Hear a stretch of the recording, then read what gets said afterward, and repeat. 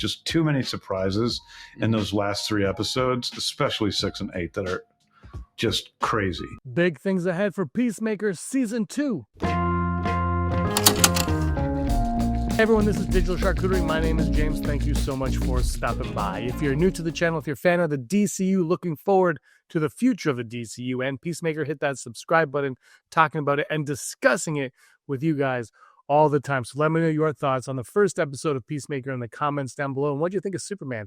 Are you on board with what James Gunn and Peter Safran are doing so far with the DCU? I have reviews of Peacemaker Season 2, Episode 1, The Ties I Grind, on this channel. You can check it out. And I really enjoyed the episode. I thought it was fantastic. It was back to Peacemaker is Peacemaker. And I said in the review, I've said it leading up to it, that I just can't believe that character of all characters is someone that we've all gravitated to. And I think, frankly, it's a character that James Gunn handles better than anything else. I thought he had a great grasp on Guardians of the Galaxy, and I loved everyone in the Suicide Squad. Yeah, I think he had a great handle on all that as well. But there's something about Peacemaker that just fits in with who James Gunn is, and he's able to elevate his game when telling the stories based around this character. I think part of what he's able to do is get away from, certain aspects of things, because Peacemaker is such an L-list character that he's kind of able to reinvent him and make him whatever he wants. So he's able to do that a little bit. He can get away with more with Peacemaker than he can with like a Superman or whatnot. But that being said, what he is doing, he's doing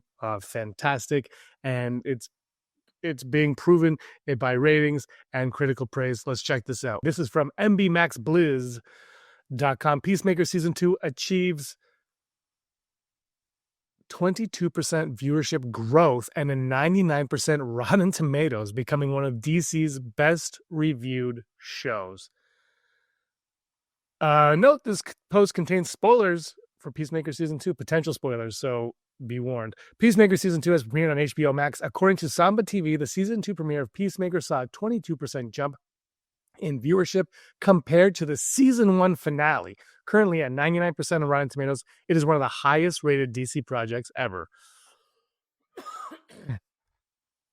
Season 2 of Peacemaker blasted onto HBO Max with 22% more U.S. households tuning in over its first 4 days than the Season 1 finale in 2022. James Gunn, the showrunner of the show, has revealed that the last 3 episodes of Peacemaker Season 2 have many surprises. Gunn said, "I am the one who's keeping the last 3 episodes from everybody because there are too many surprises in the last 3 episodes, especially 6 and 8. They are just crazy. My favorite things I've ever done are episodes 6 and 8, and I just can't wait for people to see them." For those watching the show, there is a big surprise ahead. We can reveal that Season 1 is officially canon to the DCU, with the Justice League being replaced by the Justice Gang, and blah, blah, blah. It's not just amazing that Season 2 has better ratings than Season 1, better viewership than Season 1. What's incredible is that the premiere is higher than the finale. Now look, premieres and finales are usually the strongest of the season. That's when more people tune into those.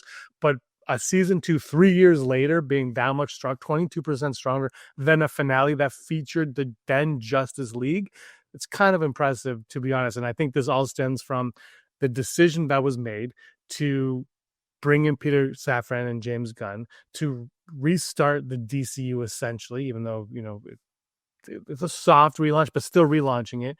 Creature Commandos coming in, doing whatever it did. I don't know if that has any impact on anything. But then you have Superman, and Superman was a massive success. Somehow Superman is going to topple the Fantastic Four. It's going to be the year's #1 superhero movie. It's probably going to finish in the top 10 of the movies for the year. In an era where superhero fatigue is everywhere, people are feeling it. People don't really necessarily rush out to watch superhero programs anymore.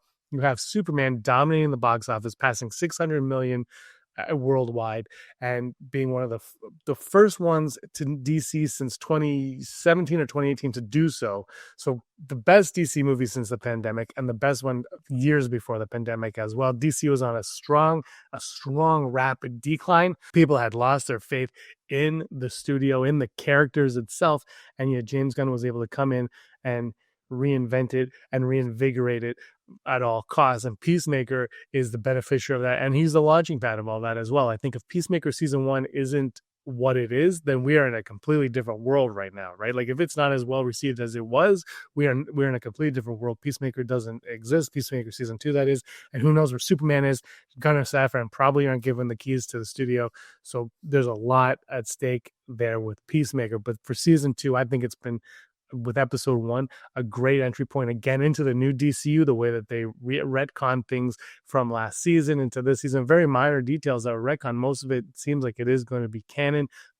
So the Suicide Squad, most of that will be canon. But again, you have actors like Michael Rooker, who's playing dual roles, and Nathan Fillion playing dual roles. So what is and what isn't, I think basically what's going to happen is, don't worry about any of that. Anything that we say forward is canon. And I think if when you hear it, it kind of confuses some people. I had a lot of people say, I don't understand what it means.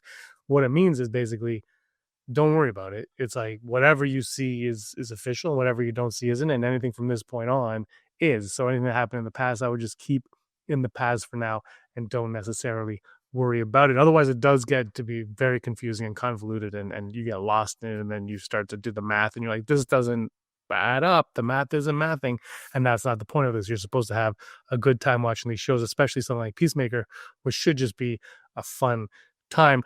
But again, the thing that makes Peacemaker so strong is that it is hilarious, but the stakes are very high.